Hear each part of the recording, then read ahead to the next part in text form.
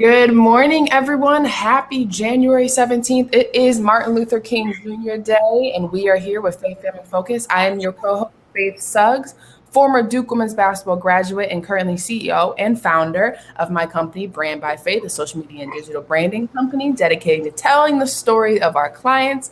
This wonderful man next to me is my father, Schaefer Suggs, former NFL player with the New York Jets and the Cincinnati Bengals, and also has served as VP and on the executive board with the RPFPC, the NFL former players of Chicago. The retired football players of Chicago. Well, then you guys are also the NFLPA former player Chicago chapter. So yes. It's just, yes, it's year two. But good morning. Did you guys get hit with this winter storm? What's the news? No, it looks like it's getting ready to do something right now, but it's mostly on the East Coast. Okay. Right. Well, I knew it came. It just missed us and had gone to Kansas City. I wouldn't have minded some snow. Good morning, everyone. Good morning. Share the show. It's a happy day. Happy Martin Luther King Jr. Day. That's Happy Martin Luther King Day. Happy Martin Luther King Jr. Day. It's right on the screen. It is. What a day. Got my tea.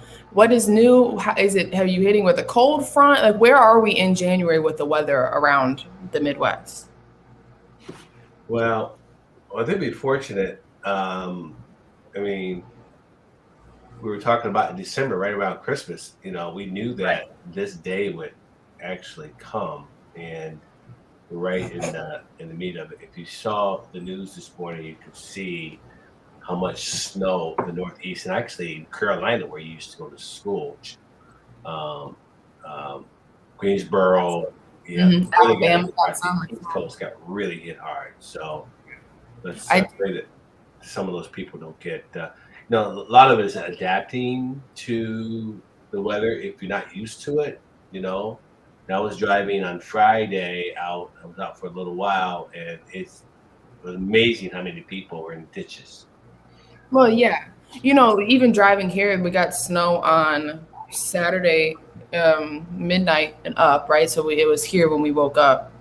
And, some people don't know that you can't drive up a hill if you don't all-wheel and four-wheel drive. So you saw a lot of people going up and coming right back down. Good morning.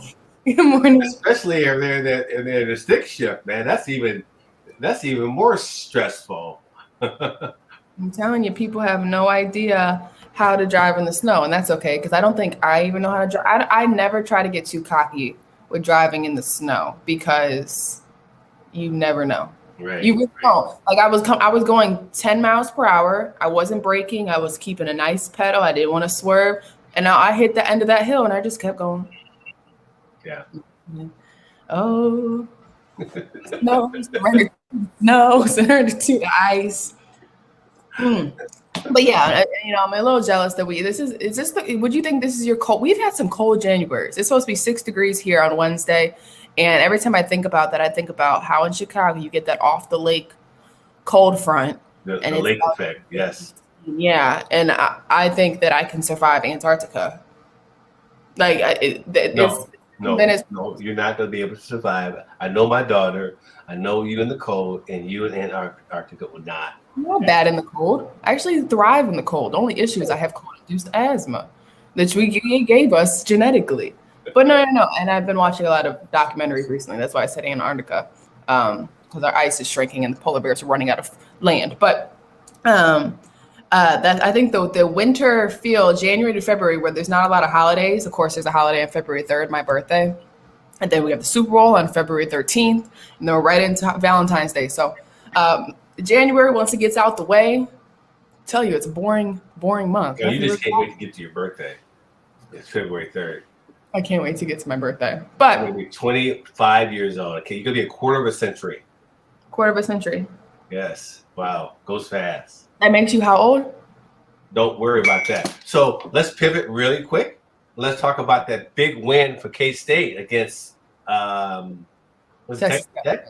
Texas Tech. Awesome. Yeah. Awesome. I want to talk about in general. I want to talk about, yes, they beat Texas Tech, who had just recently beat Kansas and Baylor. But let's talk about how much of a crap show college basketball is right now with rankings. You can't rank anybody. Everybody's beating everybody on the women's side, on the men's side. it's just like you have no idea who's gonna. This year's tournament is gonna be so fun. A lot of parity. Fun. Yes, because Mm-hmm. and that's that, probably that, like we talked about last Monday. It's probably that transfer portal. It's probably portal. Yes. Right. Because now everybody has the ability to recruit these older athletes, but also they can mold the team to what they want it to be. Right. In an instant. Every year there's an opportunity to redefine your team because of the transfer portal. It makes a tremendous impact. Love the show that you had on Friday with Shane Southwell, the assistant coach there, also your boyfriend. I was really, I got a chance to watch it again, and I was, this is a show for another day, but just his passion for the Harlem Renaissance and the history was pretty amazing. I would love listening to that. Yeah, and we had a great show in the past with, I think it was Reggie. Yes. And how his Reggie Williams. It was Reggie Williams. Yeah, he wrote the book, the Black Renaissance. Yeah, and studying Harlem Renaissance. Yeah, it's really interesting. Harlem Renaissance. Yeah. And it's hard not to, and this could be a good segue into talking about, this wonderful day of Martin Luther King Jr. Day. And I'm going to shorten it to MLK Day because I don't want to keep saying it. But it's an amazing day because, each of us all had different forms of, growing up in this education system and American education system and what we learned. And, when you were growing up, half the stuff you were living is what I was taught, right, growing up. And that's the beauty of, our like experiences and giving different experiences. And, when we talk about Shane's show on Friday with the huddle and hearing his experience growing up and what he learned, right? In the mecca of, Black history, right? Where the Harlem Renaissance flowed, New York, Chicago, right? It was very much those places and just, learning about how everybody's perspective is different for history, right?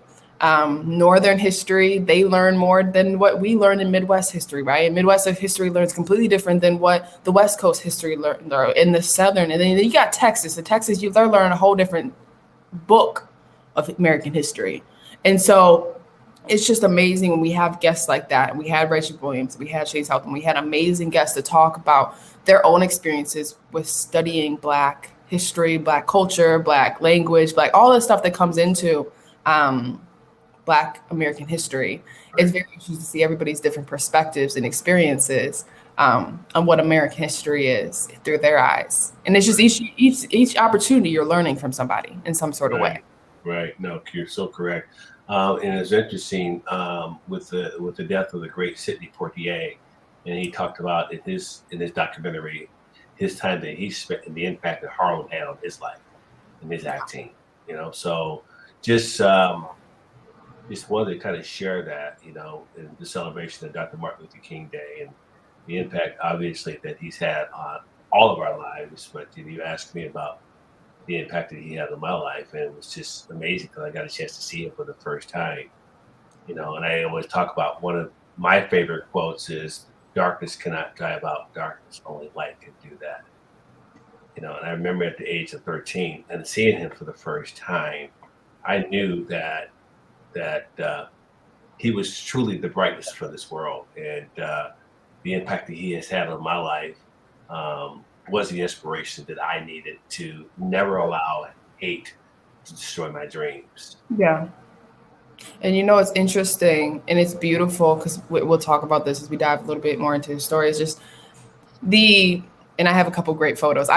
Here's one thing I love about Martin Luther King Jr. And I find these, but I love finding photos from back during that time period. It wasn't that far ago, right? Well, except it's 2022 now. We blinked and it's already 2022. But finding photos like that back in the day in color, and how in American history, a lot of the civil rights movement that we study and a lot of the Martin Luther King coverage and Malcolm X coverage and, just studying these key leaders in the civil rights movement, they kept it all in black and white.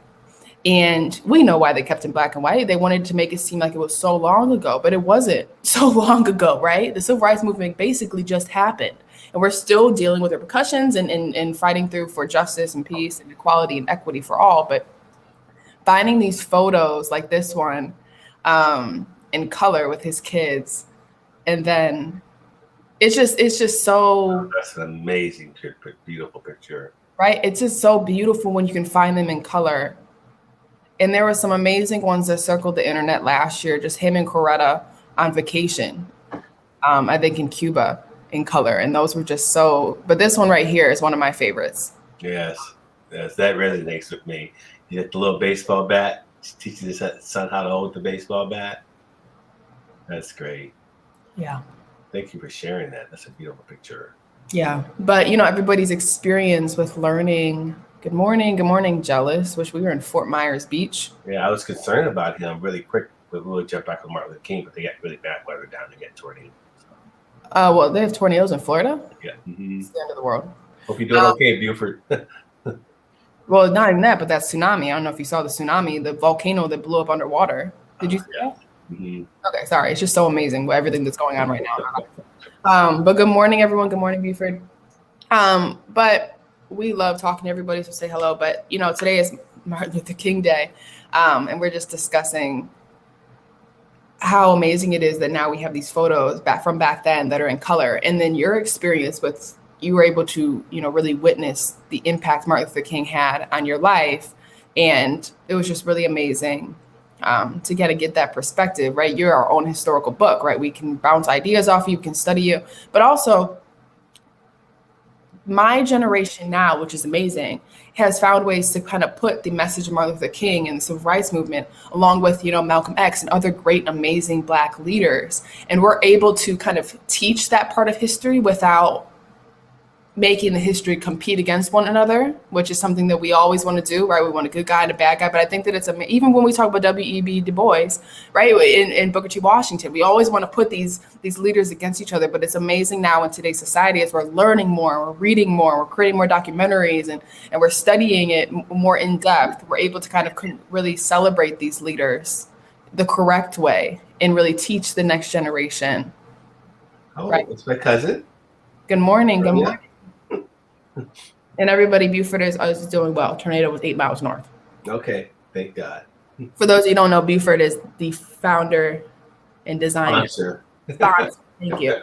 I was kind of the designer, but the sponsor of our Suggs mugs, and he came up with this right here, Suggs mugs. We didn't really have a founder, though. They just kind of came to us. It was a great idea. Good morning, everyone, though. But yes, once again, it is Dr. Martin Luther King Day, an amazing day for us to reflect. So you gave your favorite quote, which is one that everybody uses. I'm not calling your quote basic because it's still a touching, amazing quote, Dad. But this is my favorite word. True peace is not merely the absence of tension. It is the presence of justice. And that one to me is so important, even in today's society, right? Giving all people the access to rights and good health care and non-discriminational work systems. And good morning, everyone. Good morning. I just think that it's just an awesome quote. And feel free to share your quotes, your favorite Martin Luther King quotes along the show. Everyone comment. We really like to hear them. Everyone has a different perspective. Yeah, everyone, if you're viewing, please share your favorite Martin Luther King quote. Yes, that's a good idea, Faith. Thank you. Thank you for repeating me. But yes, that is my favorite one. And you want to know why? Because true peace is not merely the absence of tension. And that's what I feel like that was once the goal, right? In general, we just wanted to have equality. We just wanted the opportunity to even get interviews, right? We wanted opportunity. But now I feel like not only is it's the peace is the absence of tension, what we're seeing is now people are demanding, okay, now we have peace. Now let's get equity and justice for all. Let's get this opportunity. Let's pass these laws. So we're just watching the evolution each year. We get to reflect on Martin Luther King's dream and his story and his life and his livelihood. And it's just amazing how we're doing so. I was about to say we're doing so well. We're doing better as a nation and creating opportunities for everybody. And it's just really nice to reflect on. Nice optimistic viewpoint of it all. Yes. But yeah, amazing. I mean, Dad, I do want to ask this story. What is your favorite Martin Luther King moment? And it could be sad, it could be positive, but in your lifetime, whether it's with, grandma and grandpa, anything like that, what is the one moment that sticks to you that maybe I don't know about? And I know you're asking me because you love the story. My mom woke me up and said we were going to go to Notre Dame. Of course, at that time, Notre Dame football was the biggest thing in the world. and we were to go to Notre Dame. Notre Dame, I grew up in Elkhart, Indiana, which was actually about 15 minutes west of Elkhart. And so we get in our little station wagon with the wood paneling on the side, and we drive over to Notre Dame. And just so happened, Martin Luther King was speaking at the Stepping Center. And we couldn't get very close, but we got out, and I got a chance to get on top of the station wagon. I saw him get out of the limousine. And for the first time in my life, I saw the Dr. Martin Luther King. And I can remember that like it was yesterday. And that was my favorite Martin Luther King moment, just having a lens to get a chance to see him from afar. You know what's great about your generation is you guys physically had access to those moments in history, right? And I know one day my kids are going to be like, wait a second, you were there when people were, I don't know why this is but storming the Capitol or this or that, all those things we're going to talk about in the future, right? Yeah. And it's just physically having you here and able to tell those stories is just as impactful as you seeing Martin Luther King on that day. And it's just, we're so lucky to still have that, right? And but it's also perspective. Martin Luther King wasn't that long ago, folks. So you know what? Even more impactful for me is how much you, particularly you, my daughter, even Devin, really embrace those stories. They embrace them. You embrace them. You just, and that's kind of the way I was. I would sit next to my grandmother when she was telling stories, and she was listening to boxing on the radio or baseball on the radio. And she would just tell these stories about, Joe Louis and Jackie Robinson, and Mark, this just those stories, and that's why I just, when you ask me these questions, and a lot of the time I have to really go back and reset about how much I have actually been blessed to be able to experience this in my life. Yeah, you should write it down. I've told you this a million times. You have to write these moments down. You know what I mean? You'd have to get a journal. You have to write these moments down because you don't realize how important your experience is towards, your future great grandchildren who, I mean, you're kind of old now, but hopefully you get to meet them. I love you. But in the long time future, right, is you think about like when you talk about Ma and you talk about like your family members who I never got to meet, but the experiences they had as not just, people in America, but Black people in America, those stories are transcendendable, right? They're important. They belong to be passed down. So just having the opportunity to write them down, I tell you, write them down. Stop wasting time. Yeah. I want to say something too. Very important, during this time that not only the African American generation, but the white generation that finally have, with the Floyd situation, what has happened the last couple of years, are finally getting a lens on this. Yeah. And people that in my life that I've met are finally saying, oh my God, I want to watch these movies. I want to watch Guess Who's Coming to Dinner. I want to watch all these Sidney Poitier movies, and it took something like this, right, to kind of bring a lens on people that have really wonderful hearts. But up until that point, if they had not met me or they had not met this had happened, they still would not have a lens on understanding really what our lives are like and the struggle that we have experienced in our life. And it's just amazing that there's still, and we're talking about, the resistance to teach Black history, the resistance to teach. What's that term again? Critical race theory. Critical race theory is so important, and the resistance to that is just, to me, it's criminal, because it does give all people an opportunity to still really see history the way it is. Yeah. And give an understanding of why Martin Luther King's dream is so dang important. Right. Why Martin Luther King's dream was important. Why Malcolm X's voice was important. Right. And what's interesting is one thing that I have found is difference is so beautiful, right? Each difference between each of us individually is something that's amazingly once in a lifetime, right? You're different from me. I'm different from you. I'm different from so-and-so. I'm different from so-and-so. Every person you meet in life, it cannot be just like you. And we should celebrate those differences, right? And so, yes, that's another thing, right? is it when we learn to embrace difference, right? And understand that difference isn't exactly something we should avoid.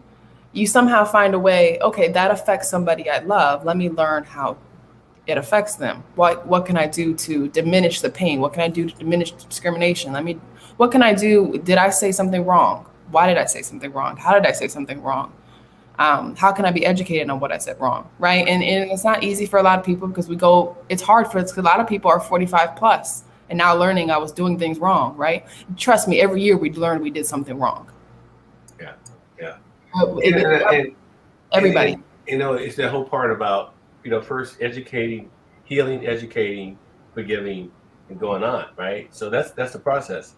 The guilt doesn't necessarily have to immobilize you, and because it didn't happen but you're allowing yourself to perpetuate that when you don't acknowledge it and understand it, right? Yeah.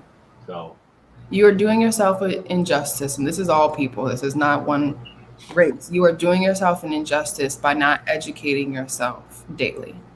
Yeah. Right? If there's something you do not know, learn. Right? It doesn't even have to be about something as influential and impactful as race and culture, ethnicity. It can very much be, when is the last time you read a book? Because what you don't realize is that literature, language, and movie documentaries, they give you a pulse of what's happening around you. Yeah. This is one thing I want to do. A couple years ago, Becky and I actually stopped by Lorraine Motel where MLK was assassinated. What's a real feeling? One of the favorite quotes from him was, "Faith is taking the first step, even when you don't see the whole staircase." Yeah, that's one of my favorites. Good morning, everyone. Good morning. Yes. And that's another thing we talk on, and then eventually we'll transition a little bit into what we're talking about, which is, once again, learning to understand everybody's perspectives and cultures and everything is different, and learning to embrace that for them. Trust me, that'll come up in our next conversation. But one of the things that we don't have to feel the pressure on is you don't have to constantly educate people and correct people and try to walk them through it, right? If you want to, 100%, please do so, right? But also living your life the correct way, right? Stopping injustice, right? Before it has to transcend into a bigger conversation, right? I've been at dinner tables. I've been corrected it with microaggressions. I've had these experiences, but, right? You keep living your whole truth, and you keep having these conversations with others who are willing to listen. You keep having, encouraging others to maybe, hey, read this book. I loved this one. Maybe you should like this, right? Or watch this documentary. You might like this. Or watch this movie. You might love it. And let me know what you think about it. Those type of conversations are important. And I think that that's the best way to kind of celebrate this day as well. There's a couple great books and documentaries you can catch that'll kind of help you kind of understand not just the impact of Martin Luther King, but the entire impact of the civil rights movement. Right. The 13th was 13th one. Selma. Selma is rough. Selma's rough. I don't know if I would have been walking, but Selma's rough. Selma's rough. But that's just one that it's just beautiful to kind of put in front of us something a lot of us didn't get to witness. Well, so your point is some was rough. I mean, for even a person, African American, are who we are, to watch that, how difficult it is to watch it. That's what I was talking about. It is really hard to watch. That's what I said. I don't know if I would have been walking. It's just, you don't understand the courage. Like, they knew what they were walking into. That's the most like eye-opening moment of it all, right? I don't know what that is. That's bravery, but that's also sacrifice. That just magnifies the courage and the impact that Dr. Martin Luther King has had on our world, for him to show the world, the sacrifice that we will make. Was that that was your favorite, right? Too, right? That was Buford's. I really love that one. I love that one. But a lot of the great quotes come from a lot of his great speeches. And there are a couple books out there that you could read that you can get all of Dr. Martin Luther King's sermons. in. If you guys want to look for them, they're on Amazon. I actually had to tell people about them yesterday. But what a beautiful, I mean, it's just a wonderful, loving day. And what a great segue, because I do want to talk about, one of the things you can do today, and we talk about Martin Luther King, one of the things that we're learning in the year of 2022 is that everybody's opinions are different, right? Everybody has a different perspective, right? And what we're learning in 2022 is how to move around everybody having an opinion, everybody having a different perspective, everybody with a different criticism, right? We all have different status quos, right? And I think that it's hard. It's probably harder than it once was, because now, because of freedom of speech, because of social media, because of, just blatant, everybody has a podcast also, right? Everybody can voice their opinions. Everyone can voice their perspective. And it's a good segue to transition into a topic that is full of everybody has their own opinions and their own perspectives. One thing that came to my mind when I was thinking about this topic is I was watching TV and I was watching, everybody, like I said, has a talk show. I don't know if it was Get Up or one of the First Take, one of the two. And they were talking, it was right before the bowl games were happening for the football NCAA championships. And all these bowl games are coming, right? And we're starting to see these seniors and juniors opt out of playing in the college football playoffs, their bowl games, whatever it is, last game of the season. Why do they do that? Because you have the opportunity to get hurt in these games, right? And what is on the other side of that game? The NFL draft, right? Your next steps, millions of dollars, signing bonuses, right? Endorsements, even though you could get endorsements at NIL in college. All this is on the other side of those games, right? So we're going to take it back in this discussion. So historically, what all of you don't know is the All-Stars. Dad, you can give us a little perspective on this, but there was an All-Star game back in the day, 1970s, that area. Well, 1940, it started from 1940s to the last game, 1976, and it was when the Super Bowl champs and the college All-Stars played. And so that was one of the bowl games that I got a chance to play in, and it was the biggest game.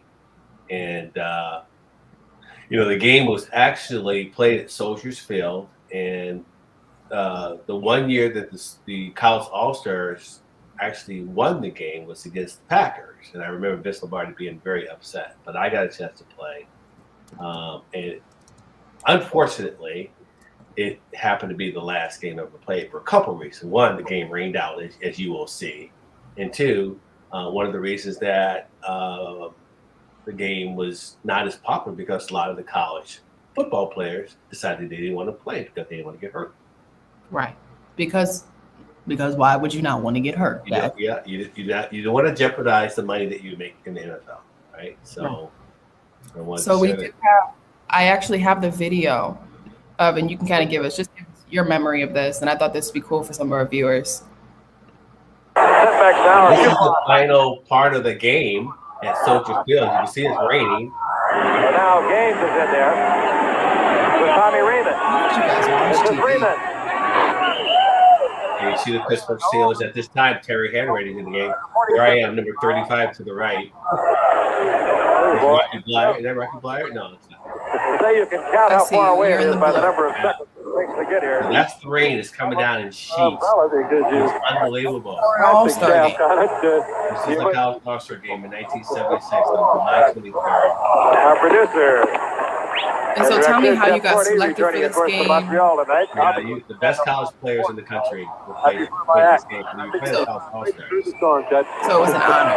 Third down and 4. So these are you're playing against. Here's the play right here. And he dribbles butt off. Picked off. Picked off there by number 35, Schaefer Suggs. Schaefer Suggs from Ball State, the Jets' second-round draft pick, picks off Hanratty. So you already drafted by this point. Hanratty rolling to the outside. He looks like he can make it. Yeah. Why in hell? Why in heck were you guys playing this game? And Suggs is right there to make I'm sorry, this is an amazing opportunity. You look awesome. It's not the right number. But you guys are already drafted at this point. Right. But a lot of players did not want you can go ahead and turn it off because the game after about 2 or 3 more plays, the game is actually stopped. And then eventually, because of the stop, because of the rain, people came on the field. And then 2 or 3 weeks later, they decided that we're not going to ever play this game again. So it was the last time the game was ever played. But a lot of guys, there was a few guys that did not play in that game because they did not want to jeopardize getting hurt their career. So yes, it does not make sense to me. Maybe because I grew up in a different generation, but it does not make sense to me. Do you know how quick an ankle can move from pick number 3 to pick number 15, right? And so, the paycheck difference between pick number 3 and pick number 15. The second day of practice, I pulled my groin muscle, and I remember the general manager told me not to practice anymore for the rest of the week. Because he didn't want to jeopardize. Fortunately, I waited about 3 more days. Yeah. So I don't know if you have the video of Herb Street making his comments. I think which will segue into the. Here they are. Money, the amount of money. Like, what's the difference as a player in saying these games are meaningless when we played in quote unquote meaningless games? I mean, I know you guys were here a lot, but I just don't understand. If you don't make it to the playoff, how is it meaningless to play football and compete? Isn't that what we do as football players? We compete. So I don't know if changing and expanding it is going to change anything. I really don't. I think this era of player just doesn't love football. Oh, that's what I was about to say. We're dealing with a total different mentality when we're dealing with these student athletes nowadays, especially the football players. I mean, their whole mentality right now is about the championship, the playoff. We got to get into the CFB or the CFP. And because of that, they don't value the bowl games. Now, when we were coming up, Herb Street and myself, like, to go to a bowl game was a huge reward for a fantastic season. That's what it meant. It's like, okay, your team played this well, so you're going to be rewarded by going to this bowl game. You're going to get a ring. You're going to get swag. Now, kids don't really care about that. They have a sense of entitlement. And it's like, if we're not going to the one that matters, then, it just doesn't have as much value to them as it did us growing up. I got a lot to say. You know what, Faith? It's just it just baffles me that these and you know what? Both of those announcers play football. I don't understand it. Not being able to understand that it's a different day. Economics are so much different. I just struggle with it. I'm really so glad that you pivot toward this topic because it shows you how different the players and the opportunity the players have. And we still have announcers that just don't get it. They don't get it. That's all. Same announcers that said these kids shouldn't get paid for NIL. Exactly. Right. These are the same announcers probably sent to take out the transfer portal. Here's what I took. I wrote notes down because that's the first time I actually really watched it. I only had bits and pieces through Twitter when I saw it. And please, everyone, give me your thoughts on it as well, because I may be wrong. I may be biased in my generation, but I don't think I am. First, he said, in our generation, going to a bowl game was, a great thing. First of all, do you know how many bowl games are there now? Yeah, there's a down the street bowl game. There's around the blocks bowl game. The Doritos, the Tostitos, the 7-Eleven bowl game. Okay, there's more than 15 bowl games probably, right? Everybody gets a bowl game. Okay. In my time at Duke, actually, Duke football got 2 bowl games, 2 or 3. And you don't have to necessarily have a successful season to be in a bowl game anymore. How was Rutgers in a bowl game this year? How were they in a bowl game? So the point is lower than 5th. Yeah. So I get it. Okay, so here's what I want to say about the bowl game situation. Yes, you're correct. Going to a bowl game wasn't a major honor during the time you played. It's not anymore. Okay?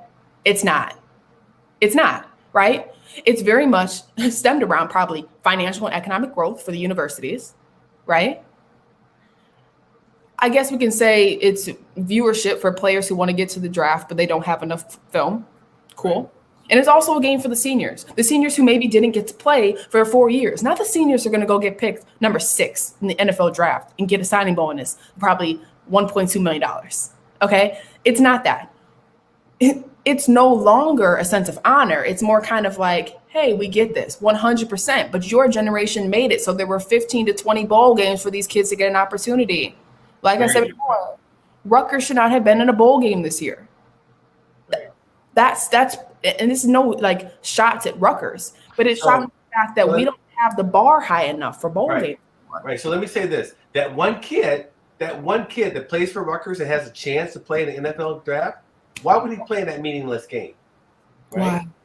But And Rutgers is playing in that game because that they're going to get a lot of money from NBC, ESPN, right? Man, do people know how much these? Okay, you get a lot of money when you get to play in a bowl game, and that's why we created the bowl games, right? All of this is a business. It's for economic growth of the university or organizations. The money goes in the coach's pockets. If a coach gets into a bowl game, they get a bonus. People, right?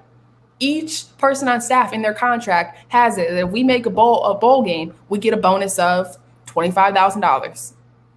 $50,000, $5,000. And this is not just football. This is college basketball as well. You make it to the tournament, you get a bonus. Each level you get in the tournament, you get a bonus. And the bonus keeps getting bigger, just like in the NBA. Do the players get a bonus? The players do not get a bonus, but they get a swag bag. That's what he said. They get a swag bag. Right, a swag bag.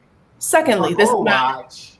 A watch. First of all, I have like 70 watches from the NCAA tournament that don't click. That don't work. I don't even know where the windup is. Secondly, he says that they don't love football. Oh, okay. This is a I can't even comment on that. This is a statement I say on many occasions, right? Who are you? And this is me and you too. Nobody is all high and mighty enough to tell another person how they feel. We don't have that unless we are God and Jesus Christ. We cannot genuinely see the soul of another person. So how are you going to decide that those kids don't love football? And here's the thing. Okay, they don't love football. Maybe a couple of them don't. I'm sure there are a couple of them don't. They went to play at Rutgers because they got to play two sport athletes, right? Whatever. Okay, you created the bowl games for them to go to. Like, you created the bowl game for these kids that apparently don't like football to go to and play. For your entertainment, for your amusement, for you to be able to sit up there on Saturday game day and get paid. Okay. So for them to say that, it goes back to this conversation of what this all about is how do we define toughness in today's sports arena, right? Because basically what he's saying is they're soft, right? We did it better. We did it. Right? We did it better. We love football more. We love sports more. We sacrificed more. Well, trust me, Schaefer Suggs' generation probably thinks you guys are soft. And they sacrificed more. And they hit harder. And the rules were tougher. Right? Each generation is going to think they did it better than the next generation. Right? We look at Charles Barkley continuously says these players couldn't play during our time period because we were overly physical. Right? And then you got Bill Laimbeer who says, are you kidding me? Chuck, come down here. Right? And then you have Bill Russell, and they're saying Bill Russell wasn't great because Bill Russell did everything. We do this, right? We do this as competitors, right? Because we want our level of play to always be the highest level of play. That keeps us relevant. It keeps those men on the panel relevant, right? When we played in a bowl game, we did this. Guys, it's okay. Scoot over. The game is evolving. The game is changing. You provided 25 plus bowl games. It's okay. Right? It's okay. And just because they don't want to play in a bowl game, and now we're finally getting to the point of it all because I'm very upset about this. But now that we're getting to the point of all, just because they don't want to play in the bowl game does not mean they don't love football. Matter of fact, I think it means they love football more because they want an opportunity to play for the 3.5 average years in the NFL. Yeah, thoughts? Yeah. Very, very good one. What do you think? From your age, from your generation, from how you played football, what do you think? Well, it's very different. You know, when I played, it was an honor to play in the All-Star games because it was the important game that you needed to bring your draft value up. It was very different. Right. The purpose of the game, because we didn't have combine. You know, so if you were invited to a bowl game, you got a chance to be looked at by coaches. So the East West Shrine game, the Senior Bowl, the Hula Bowl, the All-Star game was played after all that. After you were drafted. Right, It was like right after you're drafted, which isn't allowed. Them do that. Yeah. So, but there was so many reasons why they stopped, because one place they want to, you know, but those All-Star games, the Rose Bowl was very different. The Cotton Bowl, there was only 4 or 5 major bowl games, and they were very different. You know, the economics were not, the branding was not, none of that existed. Right. For maybe the guys, maybe. Right. So now, it's interesting enough, you talk about this. My senior year, people know this. You know, I decided not to play basketball my senior year because I wanted to focus on football. I got a chance to play in the Senior Bowl. In the Senior Bowl, we actually got $1,500, and I played in it. And I came back, and I decided I wanted to play basketball. And everybody was like, "Oh, great, you play football." I found out that the NCAA had not sanctioned that game because I got paid, and I didn't get a chance to play my senior year. That was my beginning of getting paid and being penalized because I got paid for something that right. So the NCAA had their hand under the table for that. Exactly. What was the significance of me getting $1,500 in a game in a college game, right? That was making at that time maybe $1 million, right? Yeah. That game was an important game because every coach in the NFL, every head coach in the NFL game was at that game. If you didn't play in that game, you did not get drafted in the first or second or third round. Simple as that. Right. Do you see all the things, and this is one of my points with this, is all of these opportunities you had during this generation was necessary. And in the moment of their generation, it was necessary they played in those bowl games. It was. Right? Them playing in those bowl games is the difference between 15 and 10, right? Or 15 and 14. It's the difference between you going to Buffalo and then you going to Miami. Right.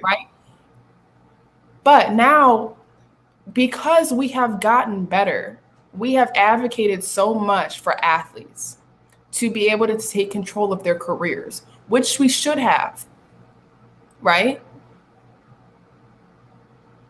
It's not possible for them to have that pressure on them unless it's ultimately necessary, right? The quarterback at Alabama, let's go back to Jalen Hurts. Let's go back to that time period. Let's go back to those quarterbacks coming out, right? They played in those games because it was a national championship, right? That makes sense, right? It don't make sense to go play in the Tostitos Bowl. It does not make sense. You go and play in the Tostitos Bowl, your first catch, whatever, roll your ankle. Turns out you pulled the ligament and it has to have surgery and you're out for 6 months. What are you missing? Combine. What are you missing? Millions and millions of dollars. That's what you're missing. What are you missing? Key moments in your developmental career to get you from NCAA football to professional football, which is one of the most cutthroat sports in America. So let me share something with you, Faith. The technology, the recruiting, the visibility that these college coaches have on college athletes right now is even before those bowl games, these players know where they're going to go. So already knowing that you're going to get drafted, why jeopardize that opportunity? Knowing that he's projected to go number 2 in the draft. Okay, unless it's a national championship game, right? You know, but if it's not, if it's one of those games that are not, even, you know, you got to make a business decision, and that's the difference. It's a business decision now. It's a business decision, and that's what I want to talk about is where does the term toughness lie in college sports and sports in general in today's society, right? We see more NBA players take games off for rest than we ever have before. We see more student athletes decide to sit out games for cramping, for a rolled ankle, right? There's no more push through the pain to compete, right? Because if it's not logical pain, we're not doing it, right? Because now not only are we looking at it as a business decision, we're looking at it, and am I going to be able to walk up my steps in 20 years? Right? Am I going to be able to pick my kids up? Am I going to be able to play basketball in the driveway? Or is it all worth it that I got to play the one more catch in my sophomore? You know what I mean? It's just we are weighing the pros and cons of what toughness means. And I think that toughness now is more at an intersection of intelligence and craftiness than it ever has before. Because it's not just these student athletes now thinking business, long-term goals. It's now they have family members who are up to terms with what's going on. Why should that kid not play? Right? It's agents. They have already hired agents at this point, right? They're allowed to have representation now that NIL is open. So these student athletes have actual representatives having conversations with them as well, right? So it's not just them. They're not a dumb kid. Right. And I think that's easy for us to do. We always treat these 18 to 22-year-olds like they're kids. They're not kids. They're having big boy conversations. Right. They're sitting down with financial advisors. They're having conversations with representatives. They're having conversations. They're sitting across from Pepsi, Coca-Cola, Nike. Right. They're adults. Right. And they're very capable of making these decisions. And it's not our place to tell them to play, to not to play. It's not our place to call them tough or not tough. Right. It's not, right? Because it's their life. And it's easy for us to sit up on that panel and judge people. And this is in all forms of life. It's easy for us to judge people because of what we've been through. Just because you've walked through trauma does not mean that everybody else should walk through trauma.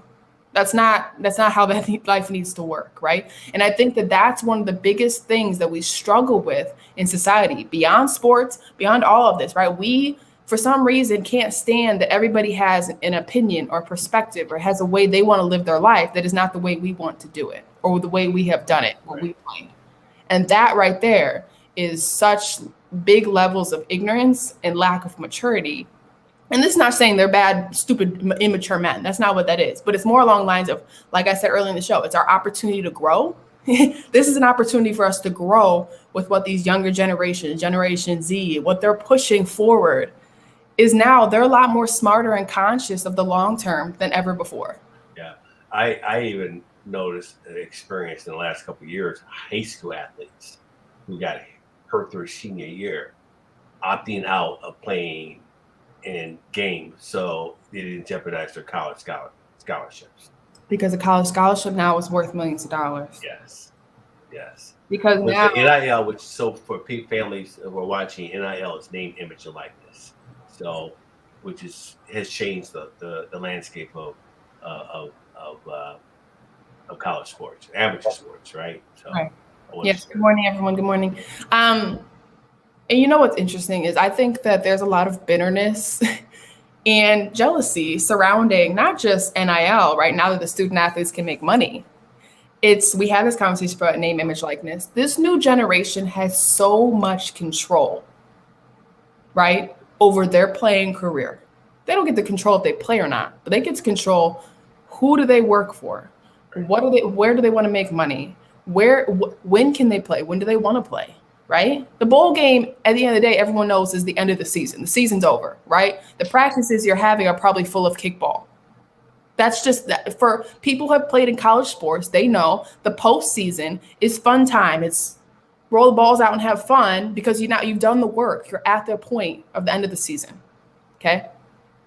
So the fact these student athletes, we're not in it. I'm trying to wrap the mental preparation for these end of season games is nowhere near what it once was. It's more kind of like, guys, you worked hard. Good job. Let's just go out there and have fun. That's right. Obviously you want to win, but it's more, we've already got our $25,000 bonuses, right? Go out there and have fun. And so the fact these student athletes are making the decision to be like, I don't know if this is smart for me because I have the mock draft has me at 4 going to Miami or to New York, right? I don't think that's smart for me. It's not smart for you. We've seen so many. Think about how many athletes get carted off or have to limp or training staff has to come into the game in a single football game. Yeah. Just think about it. It happens every game. Right? Especially when we're talking about football. Right. And so we got to let it go. We got to let that feeling of because we did it one way, they should do it that way. And because they don't do it that way, the way that we did it, we're better than them and they're not better than us. We have to let that go. Well, for sure, it's changing. It has changed. And you're going to have some that will have a hard time with accepting the change. The reality is it is changing. Change is happening. If you don't, and we keep saying this, if you don't jump on the train, you're going to miss out a lot, because this Generation Z is different, right? They are different. And if you guys haven't gotten the opportunity to watch the TED Talk yet by Candace Parker, she touches on some amazing topics about how her daughter and that generation is teaching her and teaching us so much about how to treat one another, how to advocate for one another, how to make decisions for ourselves over others, right? It's just, they're so ahead of us in how to live this life. We have so much to learn from them, right? And it's amazing, right? They're telling us what stores not to shop at because it's not gender and body conscious. They're telling us not to go eat Coca-Cola anymore, right? There's all these things they're educating us on, and with this our opportunity to grow, right? At 25, I can grow. At 45, Schaefer Suggs, you can grow, right? We all have the opportunity to grow, and so it's just, really tap into what's going on around you and what's you happening. said I was 45. I love you so much. I was just trying to be kind. Everybody knows how old you are. But yeah, so wonderful show, wonderful discussion. I hope everyone enjoyed it. I hope everyone has a wonderful Martin Luther King Jr. Day. What you can do today is read a book, find a documentary, find a children's book. There's many of them. Read them to your kids, read them to your family members, give someone a call, have a good discussion. So many things we could do. Yes. So everyone, welcome. Thank you again for joining us at Faith Family Focus. Once again, we use our faith and our stories to strengthen the family core of those around us. And of course, our slogan: let go, let God, let go, let faith, and let go, let love. And officially, we have a new top 25 rankings for NCAA men's basketball. So everyone go check that out. It's very interesting. See you guys soon.